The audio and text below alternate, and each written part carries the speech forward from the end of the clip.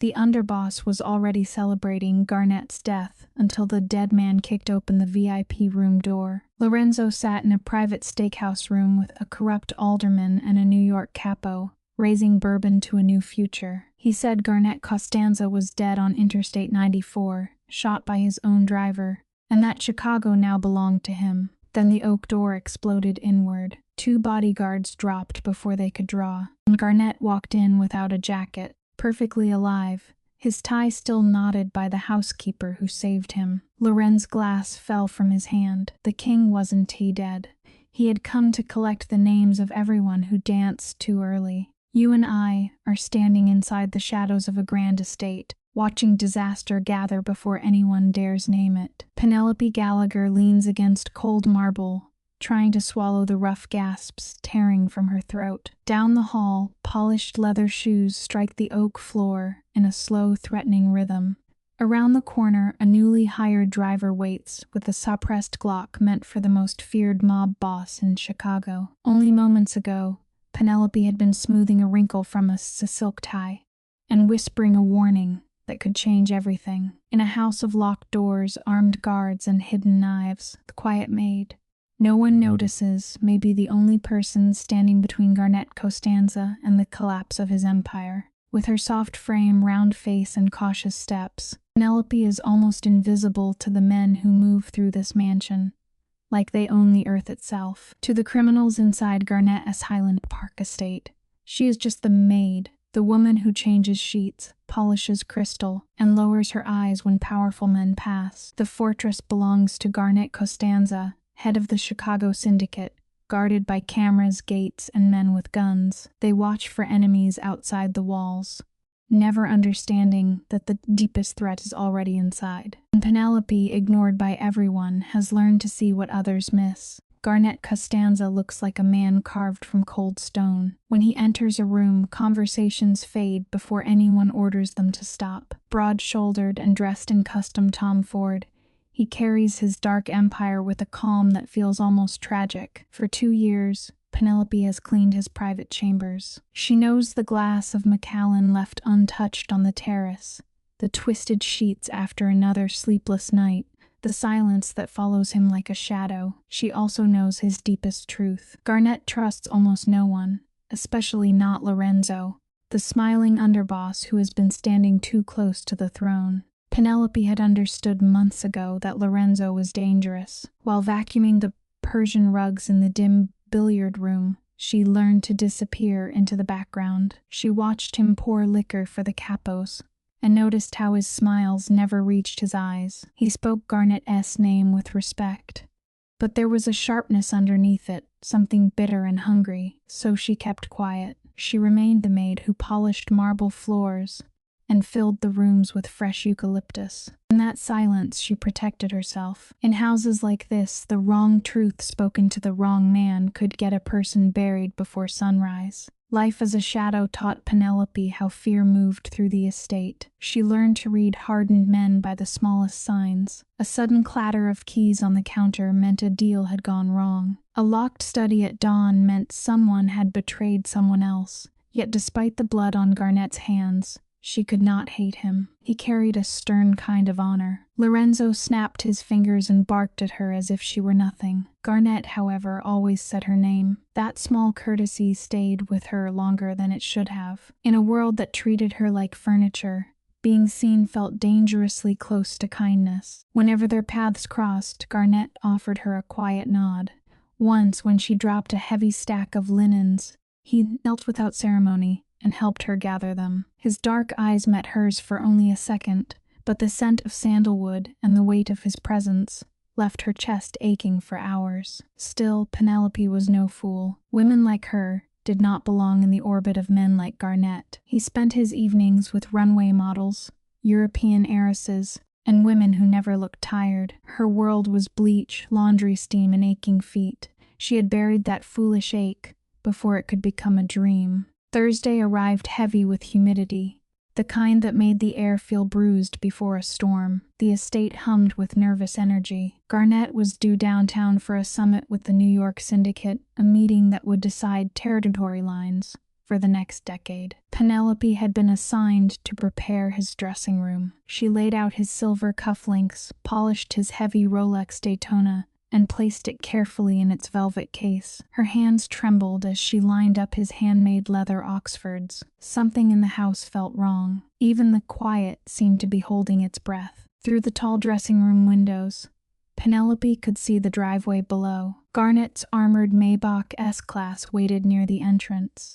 But Dominic, the cheerful giant who usually handled transport, was nowhere in sight. In his place stood Thomas, a thin, nervous driver hired only 3 weeks earlier. Penelope slowed her hand on the polishing cloth. His shoulders were hunched too high. He kept glancing toward the iron gates as if expecting someone to appear. Then he looked up at the windows. For one sharp second, Penelope thought his eyes had found her behind the drapes. Penelope stepped back, pressing herself against the wall, until the curtain swallowed her. Her breath caught in her throat. Below, Thomas pulled a cheap burner phone from his coat and covered his mouth as he spoke in quick, panicked whispers. He nodded once, then twice, each movement stiff with fear. He scanned the driveway, reached inside his jacket, and drew out a black Glock 19. Guns were not unusual in this house, but Penelope's stomach turned cold when Thomas began screwing a long suppressor onto the barrel.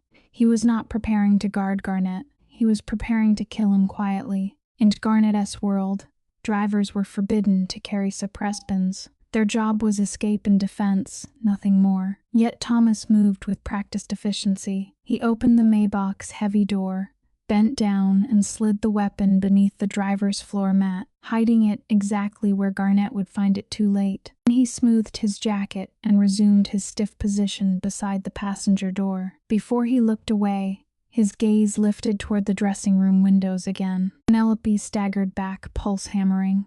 A missing driver, a hidden gun, the most important summit of Garnett's career. This was not a mistake. It was a planned execution.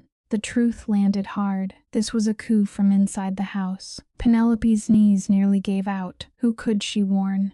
The guards might be part of it. Dante, Garnett's most trusted bodyguard, was patrolling the distant gates, and she was only a maid, a woman no one would believe if she accused the wrong man. Worse, Thomas might already know she had seen him. For a few seconds, fear begged her to stay silent. Then she remembered Garnett kneeling to help with the linens. She remembered the way he said her name. She could not let him walk to his death while she hid behind a curtain. She wiped her damp palms on her apron, forced herself to breathe, and pushed open the doors to the master suite. Inside, the danger outside felt strangely distant. The mahogany doors clicked shut behind her, leaving her in a heavy, expensive silence. In the center of the room, Garnett stood before a massive mirror in charcoal trousers and a crisp white shirt. A custom silk Zegna tie hung loose around his neck. For a man who commanded a ruthless empire with such precision, he was losing a quiet battle with a Windsor knot. The absurd normalness of it almost broke her. Muscle flickering beneath his weathered skin as his large hands worked the silk, only for the knot to fall crooked again. Near the door, Penelope stood frozen, her breathing loud in the silence. She had to warn him, but the words would not come. Then Garnett's dark gaze found hers in the mirror. He looked calm, almost too calm. His low voice filled the room. Penelope. Just hearing her name made her throat tighten. Outside, Thomas was waiting beside the car. Inside, the most feared man in Chicago had no idea Death was already dressed as a driver. This was a world where one wrong word could erase a person forever. Penelope stood shaking while Garnet Costanza asked if something was wrong with the room. She managed to whisper that nothing was wrong, hating how small her voice sounded. Garnet turned back to the mirror, still working at his collar. He mentioned a splitting headache and said Dominic had called in sick with the stomach virus. Penelope felt her blood turn cold. It was not sickness. It was a lie. And if she failed to speak now, Garnet would never make it past the driveway. Instead of running to save herself, Penelope let instinct guide her. She softly offered to help with his tie. Garnet went still, then slowly turned his cold eyes toward her. She stood there flushed and trembling, waiting for him to dismiss her. Instead, he took one slow step closer and told her to go ahead, adding that he would double her bonus if she could tame the stubborn silk. Her legs felt heavy as she crossed the room. She stopped inches from him, close enough to see the faint scar cutting through one brow. She had never been this close to danger before. Penelope had to tilt her head back to meet his eyes. Up close, Garnett looked less like a legend and more like a tired man hiding behind discipline, sharp jaw, silver scar, the scent of tobacco and vanilla clinging to his skin. And he went completely still. He was not used to gentle hands, remembering how she used to tie her late father's ties for church. But her fingers shook so badly she could barely hold the fabric. Seeing her panic, Garnett told her quietly to breathe. He said he did not bite. Penelope wished that were the thing she feared. He said he did not bite, but inside Penelope's head, everything was screaming. He was walking straight into a trap. Forcing herself to focus, she crossed the silk tie and leaned closer. Her body brushed lightly against his, close enough for her to feel the steady thud of his heartbeat beneath the white shirt. That heartbeat would stop if she stayed silent. She worked the knot with her face inches from his neck, avoiding his intense gaze so she would not lose her nerve. Outside the window, thunder rolled low over the estate, and she knew the storm had already begun. Penelope whispered his name, her voice barely more than breath against his collar. He murmured a calm response, but she felt his chest tighten beneath her hands. She pulled the wide end of the tie down, smoothed the dark fabric, and gave him the truth. "Your driver has a gun," she whispered, a suppressed weapon under his floor mat. "Do not get in that car." Garnett's entire body went rigid. For 1 second, Penelope feared he might turn on her. Instead, his eyes sharpened in the mirror, cold and alert. Her warning had reached him. Now they were both trapped inside the same secret. In less than a second, every trace of warmth vanished from Garnett's face. What remained was the stillness of a hunter. He did not flinch. The only signs that he understood were the slight widening of his pupils and the breath that stopped in his chest. Penelope stepped back, lowered her head, and said she was finished. But Garnett kept staring at her, his heavy gaze pinning her in place. He studied the sweat at her temple, the tremor in her mouth, the raw fear in her eyes. She had nothing to gain by lying. She had everything to lose by telling the truth. Garnett believed her. She saw the decision settle over him like armor. Slowly he adjusted his collar, his expression smoothing into a cold mask of indifference.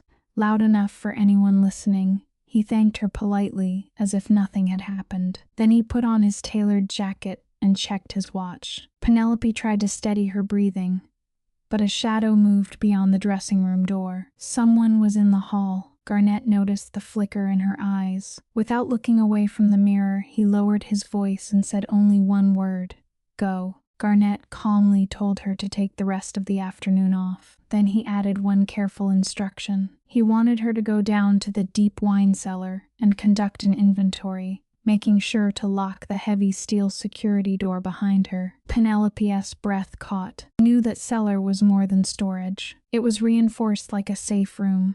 He was putting her out of reach before the violence began. As she turned, she saw Thomas' pale face briefly pass the far end of the corridor. Her stomach dropped. He had come inside.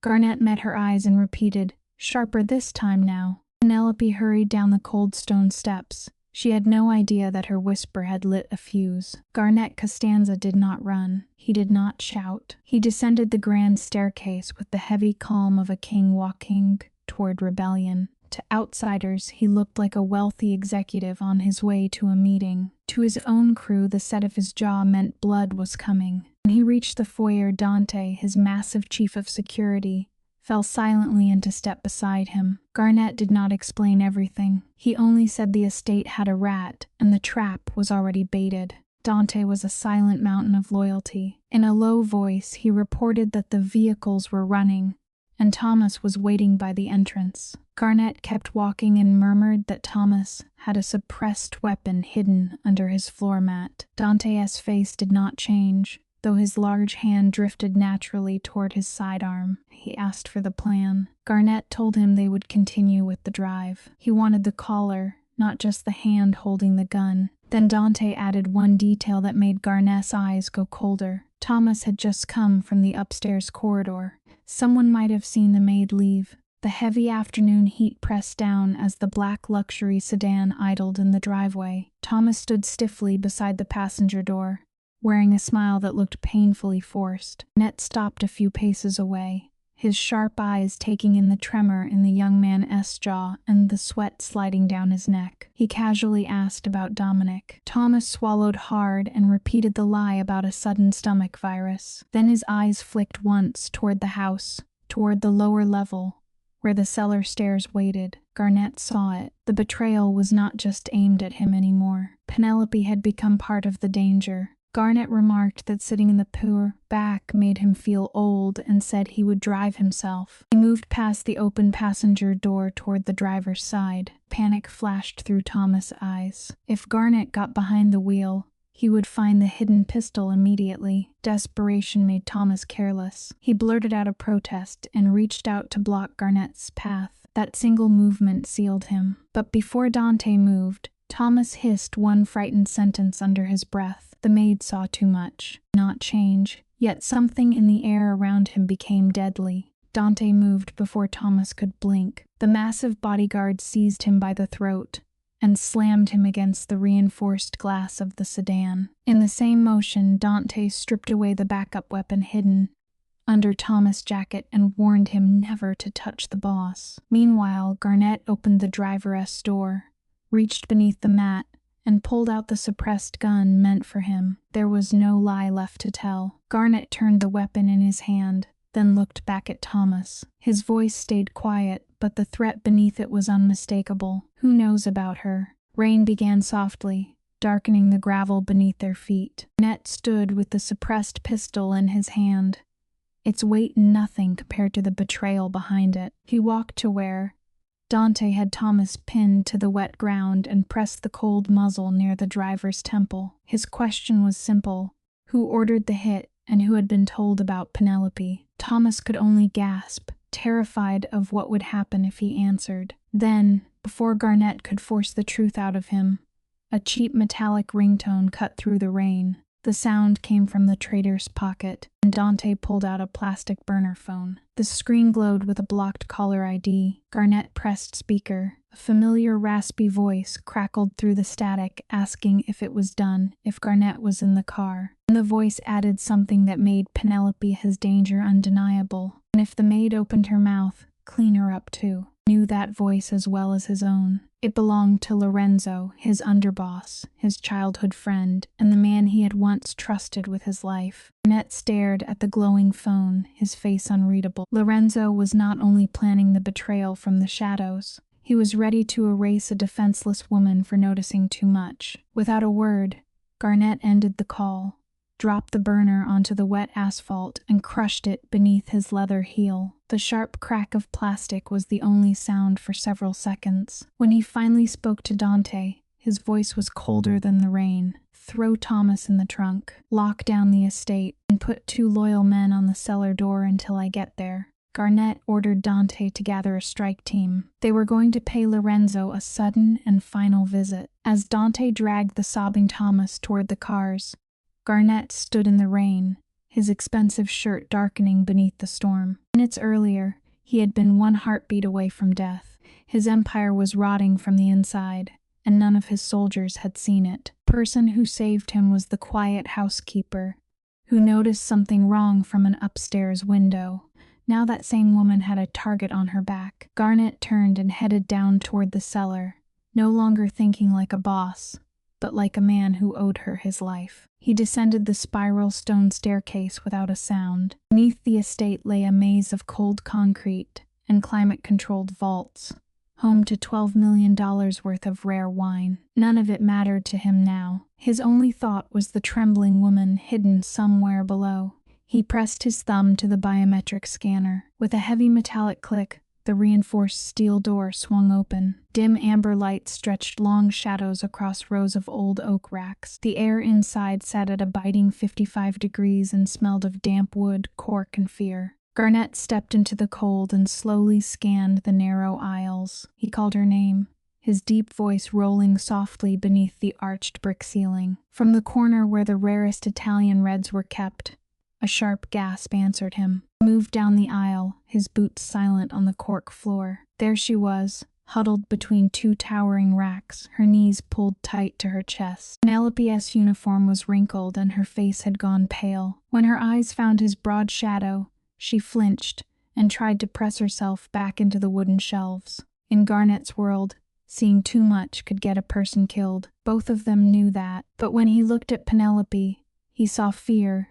exhaustion, and the kind of courage that did not look pretty while it was happening. To calm her, he stopped several steps away and slowly crouched, lowering his large frame so he would not tower over her. He rested his forearms on his knees and kept his hands open where she could see them. Softly, he told her to breathe. She was safe for now. Thomas had been caught, but the words "for now" hung between them. Garnett noticed the frantic pulse at her throat and the way her lips parted as she struggled to calm herself. In that freezing vault, he truly looked at her for the first time, not at the uniform, not at the job she did in his house, at her. She looked small in a world built of concrete, money, and violence, but she had done what armed men had failed to do. He asked why she had risked it.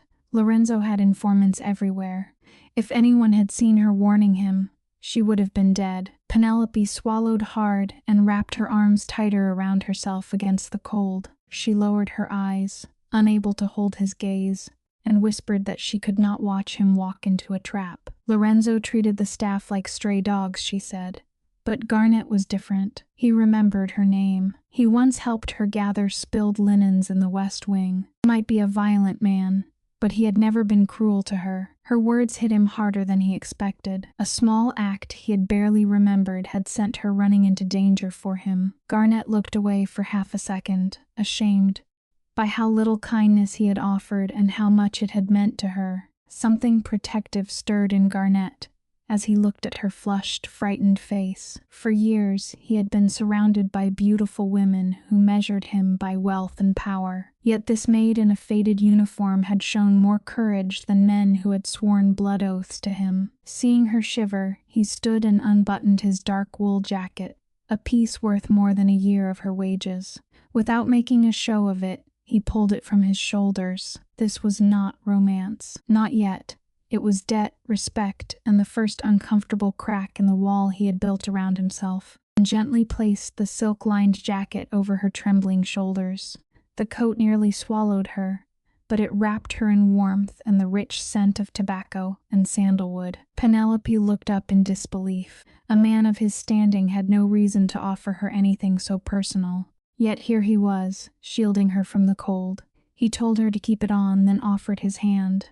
They had to move quickly. Lorenzo had spoken her into the phone. A cleanup crew could arrive at any moment. Garnett's voice hardened. He would not let her die for saving him. Penelope placed her small hand in his large, calloused palm. He pulled her to her feet and kept her close for one steadying second. When she asked where they would go, he told her about a secure penthouse at the Waldorf Astoria, hidden under a shell corporation. Checking the magazine of his pistol, he said she would stay there under his protection until he cut the conspiracy out by the roots. She nodded, still trying to understand how quickly her life had changed. The quiet world she knew was gone. Above them, the storm gathered. Across the city, Lorenzo was already celebrating a death that had not happened. At the top of the stairs, Garnett stopped and locked his eyes on hers. She was no longer just a housekeeper, he told her. She was under his personal guard. Penelope stood speechless,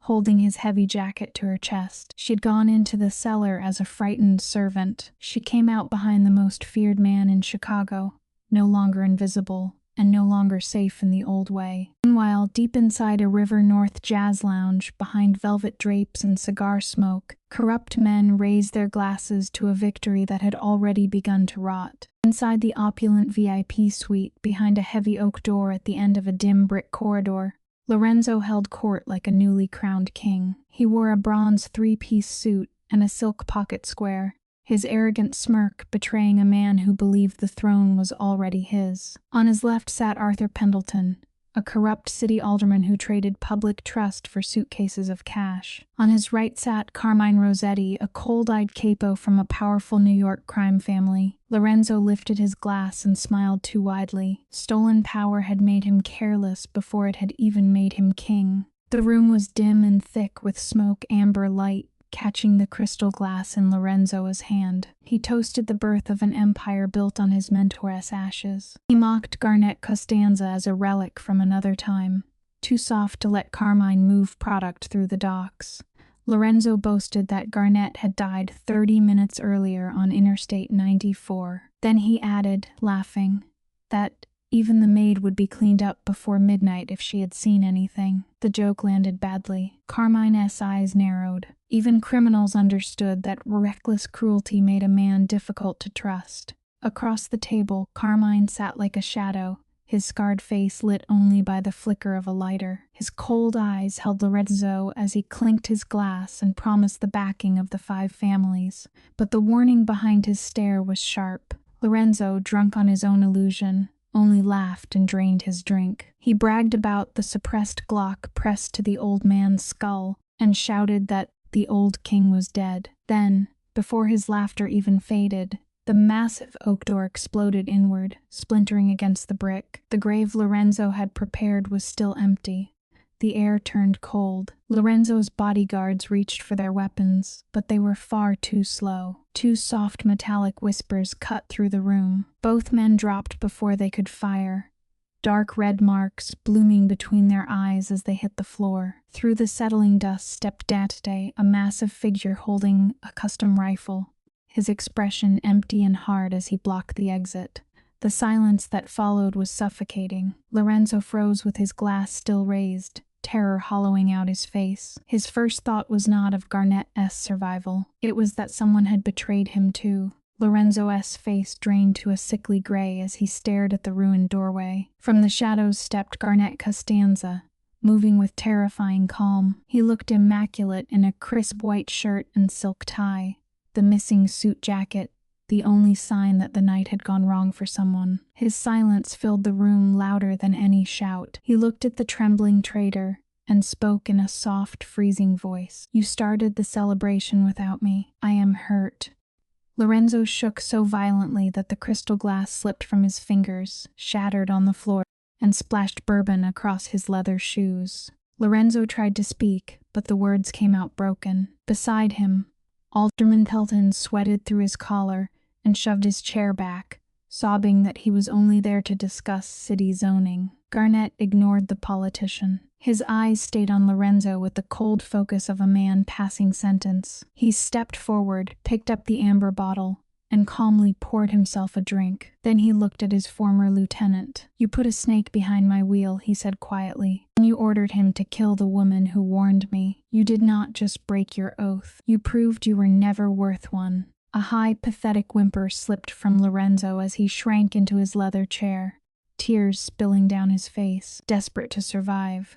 He pointed a shaking finger at Carmine and screamed that New York had forced his hand. They had threatened to destroy the syndicate, he claimed, if Garnet was not removed. Carmine's face darkened. He slammed his fist on the table hard enough to rattle the glasses, and called Lorenzo a spineless coward who had begged for the coup. Garnet watched them turn on each other with a heavy, disgusted calm.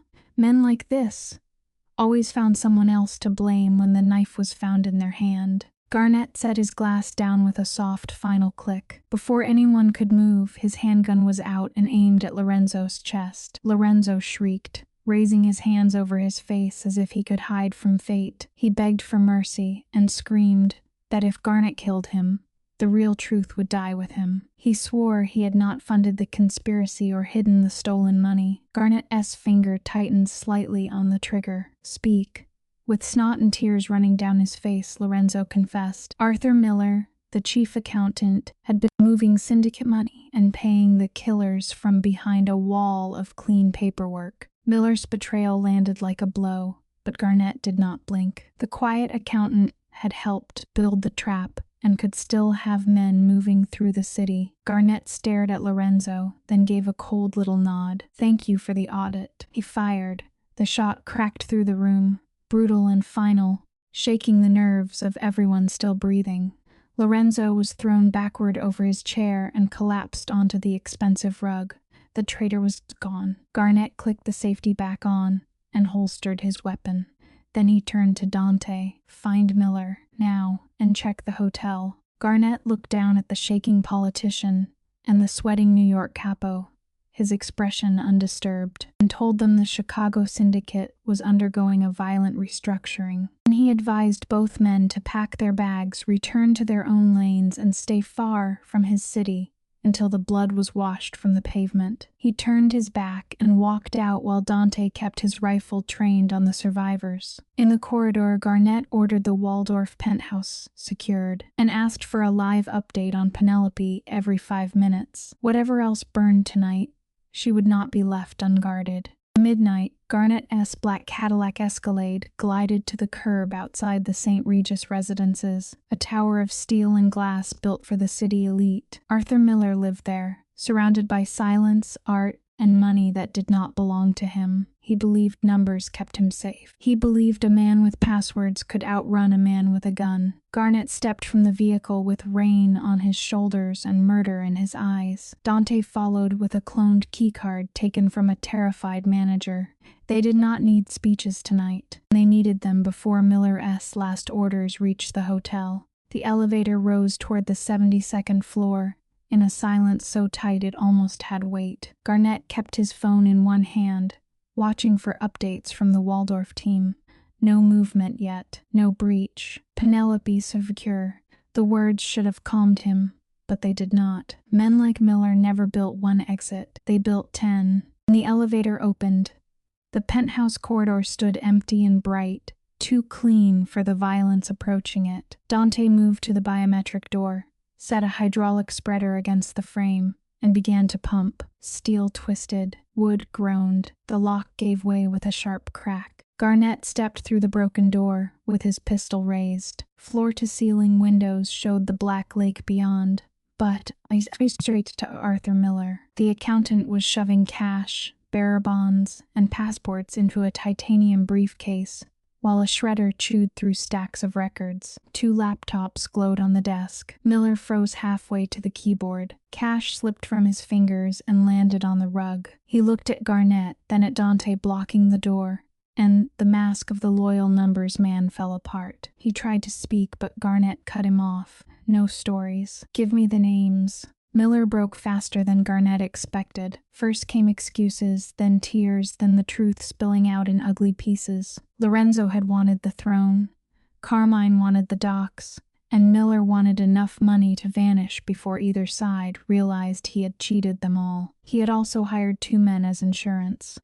Not for Garnett, for the maid. The words hit the room like a match dropped into gasoline. Garnett moved so quickly that Miller barely saw him coming. One hand slammed the accountant against the desk. The other pressed a pistol beneath his jaw. "Where are they?" Miller tried to lie. Garnett saw it in his eyes before the words formed, in the encrypted message thread, and found the address immediately. Waldorf Astoria, service elevator, penthouse level. 10 minutes ago. Garnett's phone vibrated at the same moment. A guard had stopped answering. For the first time all night, Garnett's control cracked. He shoved Miller into Dante's hands and barked for every remaining code, contact, and backup order. Money no longer mattered. The empire no longer mattered. Somewhere across the city, Penelope was alone with men sent to erase her. Dante forced Miller into a chair and bound his wrists while Garnett worked the laptop with cold, violent focus.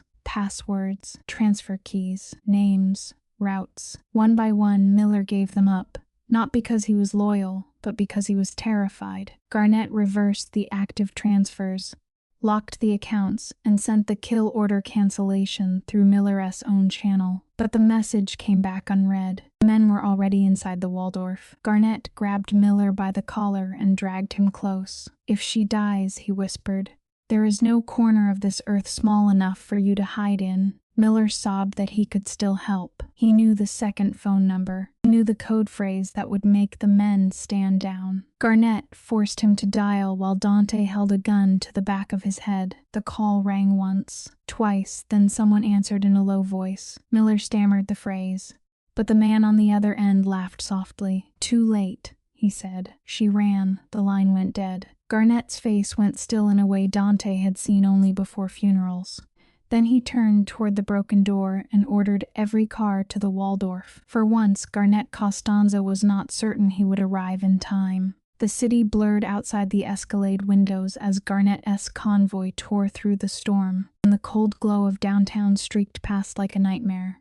Dante coordinated men through 3 phones, but every update made the situation worse. 2 guards down, service elevator breached, penthouse cameras disabled. Garnett sat in the back seat with his pistol across his knees, jaw locked so hard it ached. He had built an empire on control, yet the woman who saved him was now beyond his reach. All he could do was race toward the hotel and hope Penelope's courage had not ended in the cellar. At the Waldorf, Penelope heard the first strange sound before the guards outside her door did. A soft scrape inside the service wall, metal against metal. She had spent years cleaning hotels before the estate. She knew the difference between pipes settling and a door being forced. Her first instinct was to freeze. Her second saved her life. She killed the lights, grabbed a heavy crystal vase, and slipped behind the bar. Just as the suite door opened from the service corridor, 2 men entered with suppressed pistols raised. Penelope pressed a shaking hand over her mouth. No one was coming fast enough. She would have to survive long enough to be found. The first intruder moved toward the bedroom. The second checked the sitting room, passing so close. Penelope could see rainwater dripping from his sleeve. Her eyes found the control panel beside the bar, curtains, lights, fire system. She had cleaned enough luxury suites to know how they worked. With trembling fingers, she hit the manual alarm and smashed the vase against the marble. The room exploded into noise. Sprinklers burst overhead. Curtains snapped open. The intruder spun toward her, blinded by water and city light. Penelope ran. A bullet tore into the wall behind her, but she threw herself through the bedroom door and locked it before his hand reached the frame. Penelope shoved a chair under the handle, her whole body shaking as the men slammed against the door. The room around her was wrapped in impossible luxury. Glass walls, heated marble, silk bedding, and Garnett's heavy jacket still hanging from her shoulders. None of it felt safe now. She searched wildly for another way out and saw the balcony door. Outside waited 70 floors of rain and wind. Behind her, the lock began to splinter. Penelope grabbed the room phone, but the line was dead. Then she saw Garnett's spare cufflink on the dresser, sharp and heavy. She closed it inside her fist and stepped toward the balcony. Past 6 hours had passed like a fever dream, but now every second felt painfully clear.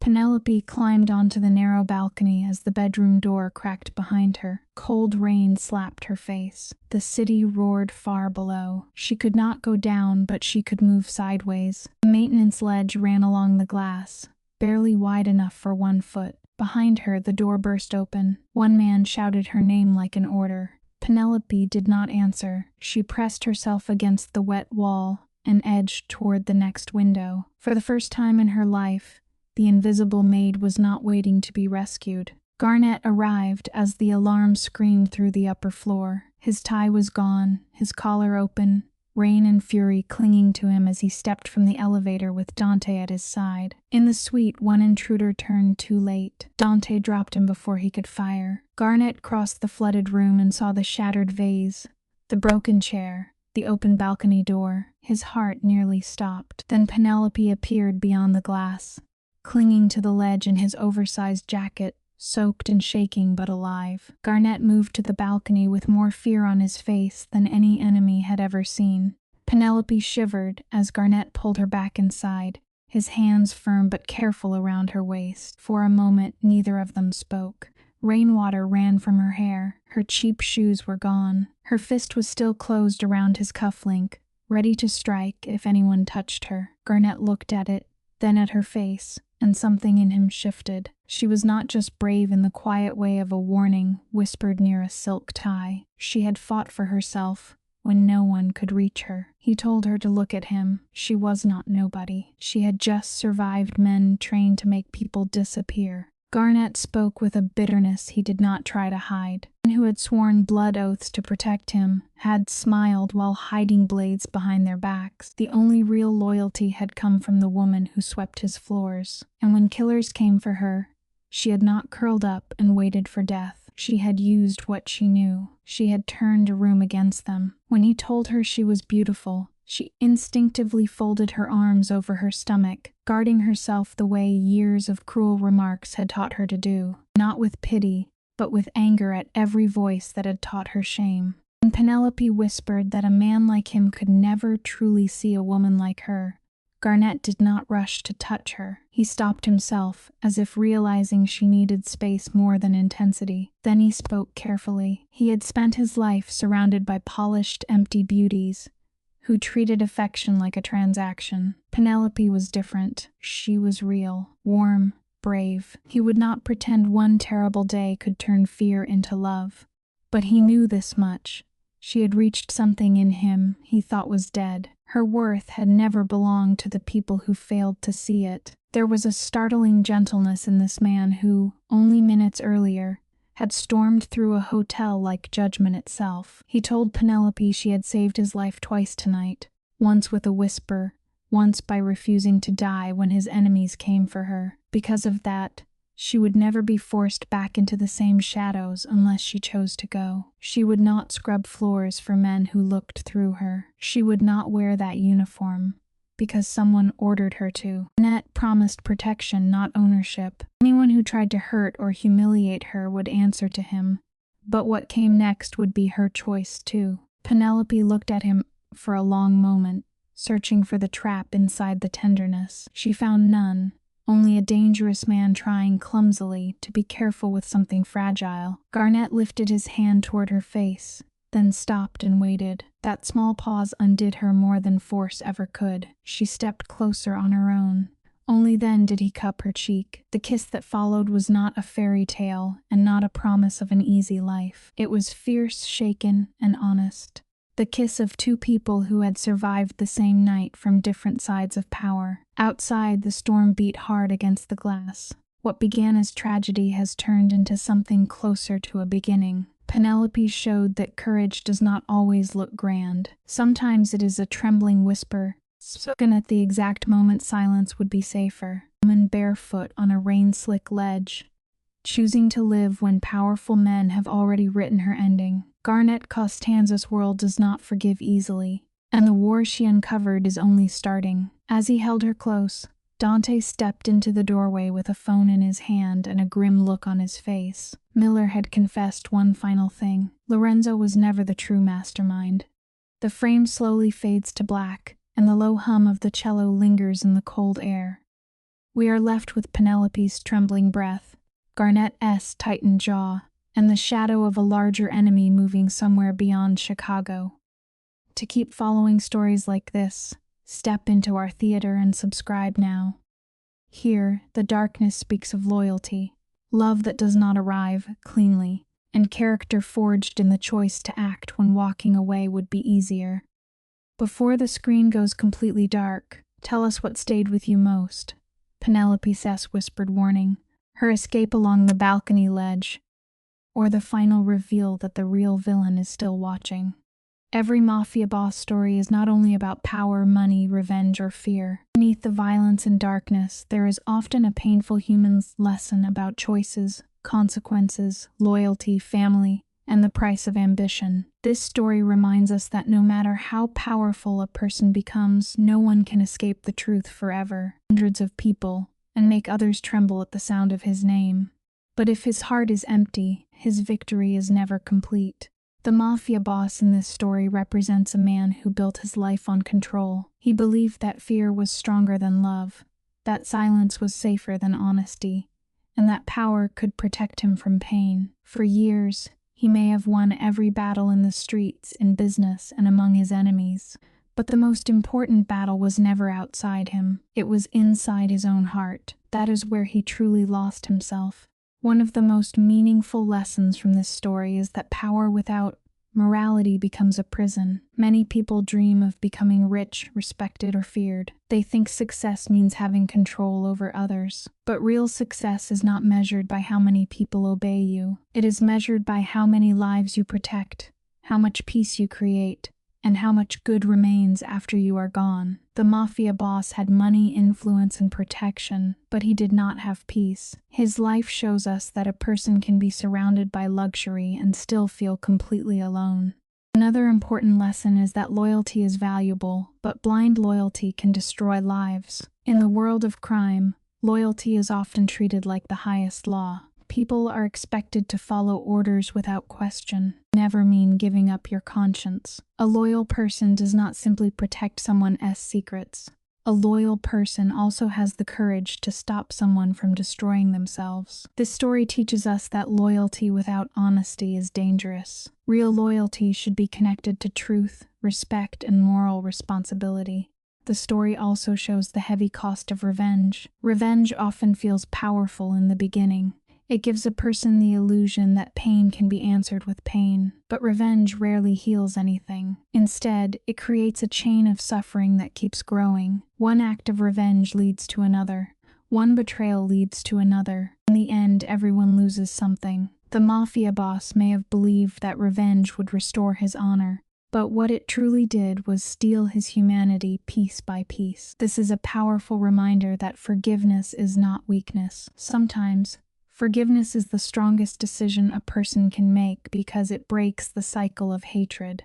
Family is another central lesson in this kind of story. Many Mafia bosses claim they do everything for family. They say they commit crimes to protect the people they love. But protection without honesty can become another form of harm. A family does not only need money or security. A family needs trust, emotional safety, and love that is not poisoned by fear. If a father, husband, brother, or son becomes powerful but loses the ability to show tenderness, then his family may live in a beautiful house, but still feel trapped inside it. This story reminds us that children and loved ones often pay the price for the choices of powerful men. The Mafia boss may think his decisions only affect his enemies, but every secret, every violent act, and every betrayal leaves a shadow over the innocent people around him. That is why one of the strongest educational messages is this: before making a decision, we must ask ourselves who will suffer because of it. A selfish choice may bring temporary success, but it can create long-term pain for the people we love most. Another meaningful point is the danger of pride. Pride can make a person refuse to apologize, refuse to change, and refuse to admit they are wrong. The Mafia boss may have spent years believing that saying sorry would make him look weak, but in reality, the ability to apologize is a sign of strength. It takes courage to face the damage we have caused. It takes maturity to admit that we hurt someone, and it takes true character to change before it is too late. The story also teaches that redemption is possible, but it always requires sacrifice. A person cannot simply say they have changed. They must prove it through action. Redemption means accepting responsibility, protecting the innocent, telling the truth, and sometimes losing everything that was built on lies. For a Mafia boss, redemption may mean walking away from power, exposing corruption, saving someone he once endangered, or choosing love over control. The path to redemption is painful, because it forces a person to confront the worst parts of themselves. But it is also the only path that can lead to peace.